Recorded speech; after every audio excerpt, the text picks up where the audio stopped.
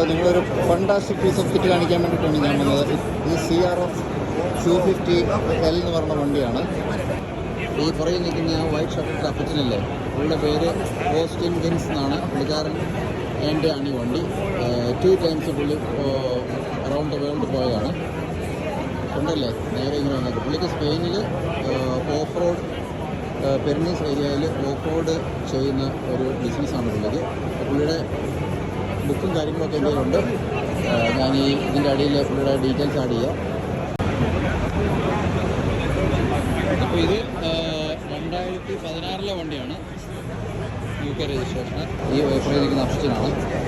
പുള്ളിയുടെ അഭിപ്രായം ഞാൻ ചോദിച്ചു, കാരണം ഈ ബൈക്കാണ് എനിക്ക് വേണ്ടത്. പുള്ളി പറഞ്ഞത് ഇറ്റ്സ് എ ഫണ്ടാസ്റ്റിക് ബൈക്ക്, ഒന്നും ചെയ്യണ്ട, സർവീസ് പോലും ചെയ്യാനില്ല, ഓയിൽ ഫിൽറ്റർ മാത്രം മാറുക, ഒരു 2000 മൈലിൽ. അതാണ് പുള്ളി പറഞ്ഞത്, തന്നെ മെയിൻറ്റെയിൻ ചെയ്യാനുള്ളൂ. ഇതാണ് ആക്ച്വലി എനിക്ക് വേണ്ട ബൈക്ക്.